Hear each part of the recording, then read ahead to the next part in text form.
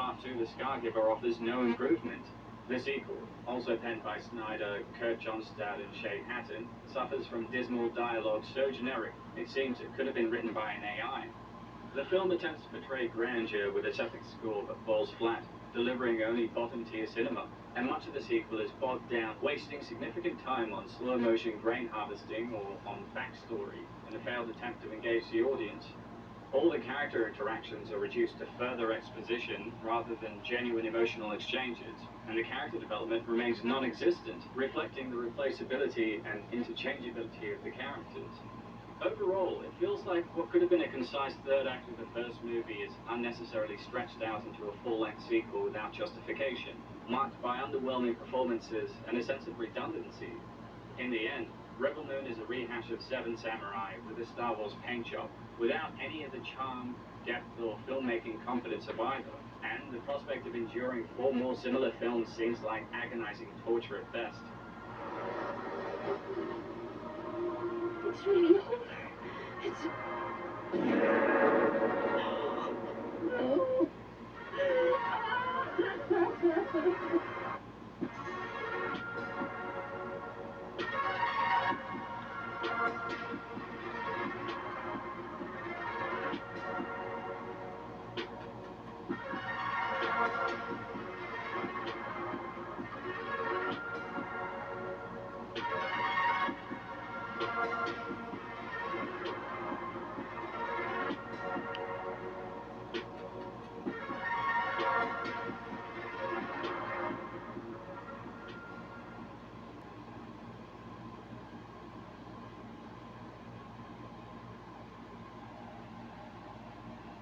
Interest to a greater good. That's a fundamental gesture or behavior of the hero. Now, Max does that, but in a reluctant way. He doesn't want to be involved with other human beings. Whenever he gets involved with other human beings, somehow it's always too painful. So he's a kind of a good man running away. Where's the tornado? Played by Virginia Hay, the warrior woman is a fierce and capable defender of the refinery. Her initial skepticism towards Max reflects the community's distrust of outsiders, a necessary survival trait in their dangerous world. But her gradual acceptance helps bridge the gap between him and the others, symbolizing the potential for rebuilding trust and cooperation among strangers in a post-apocalyptic world. Hay's portrayal is fierce and commanding, bringing a powerful presence to her scenes.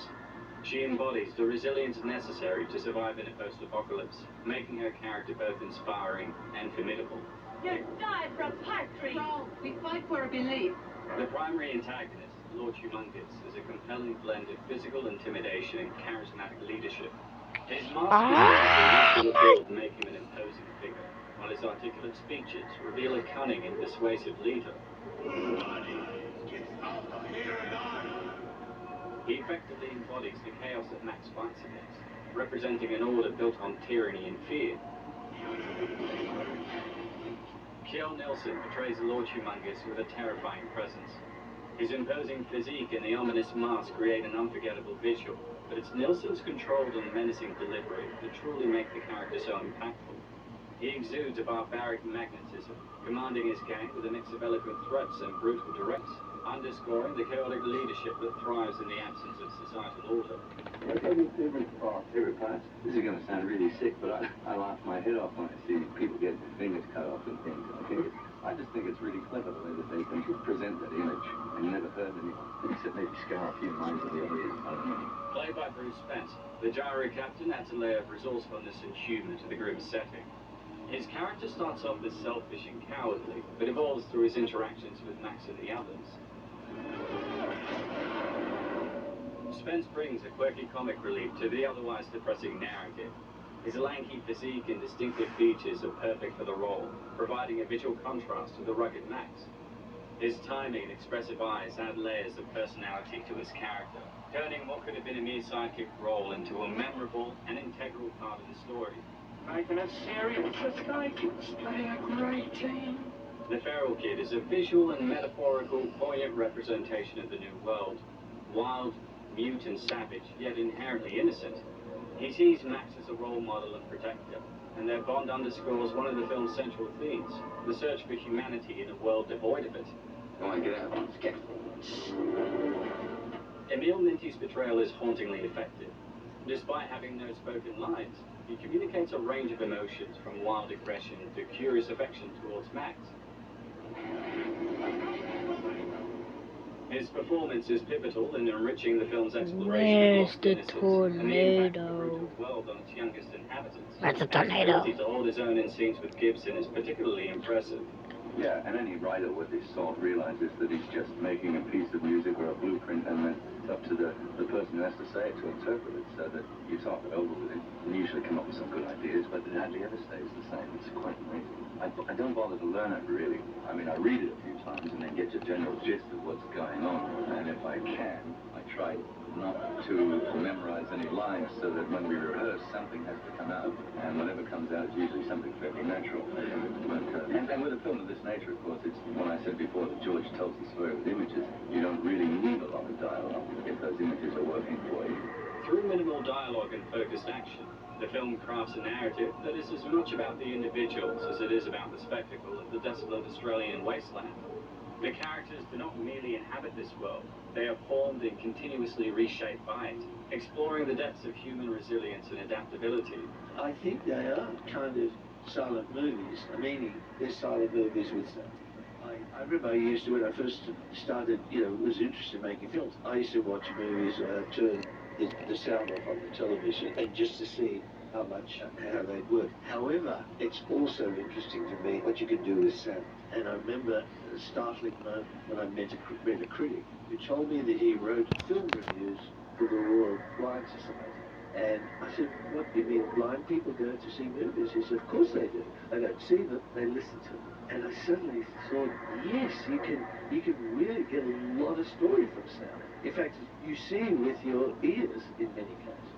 And so now, those two things working synergistically, sound and the vision, allows the experience to be more immersive, I think. Critically, Mad Max 2 is hailed as an extraordinary feat in filmmaking. It garnered widespread acclaim for its innovative action sequences, visionary direction by George Miller, and the dystopian landscape it vividly brought to life.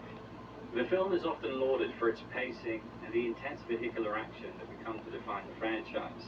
It was particularly praised for elevating the action blueprint with its minimalistic style and narrative efficiency, setting a new standard for sequels. If you look at Road Warrior, we did a stunt which now is quite famous, in which guy does what they call a T-bone. He's going for a world record, where he's on a motorbike and he hits a vehicle which is just rolled and he flips. But what had happened is that his leg clipped it and he went into relaxation mode, knowing that he was injured. The stunt has not gone according to plan. Director George Miller, who is trained as a doctor, examines stuntman Guy Norris. His injuries will not permit him to return to the production. Norris was, of course, supposed to land safely in the most reliable and advanced cushion yet devised, a huge mound of empty cardboard boxes. It's a very dangerous stunt. It's a type stunt that's completely unpredictable. And if you don't leave the bike before the impact, then the bike takes the impact with you, and then your body's got no control. Once you start spinning like that, you can't hold. You've got to send yourself through the air and then tuck it. Once you start spinning, there's no hold on. No matter how hard the stuntman works to refine his craft, he will never eliminate the element of danger. This enthusiastic reception helped propel the Mad Max franchise into a cultural phenomenon, influencing countless films and media in the dystopian and action genres. It excels in its straightforward yet compelling plot, and the dialogue is deliberately minimalistic, enhancing the desolate atmosphere and focusing attention on the visual and action. What dialogue exists is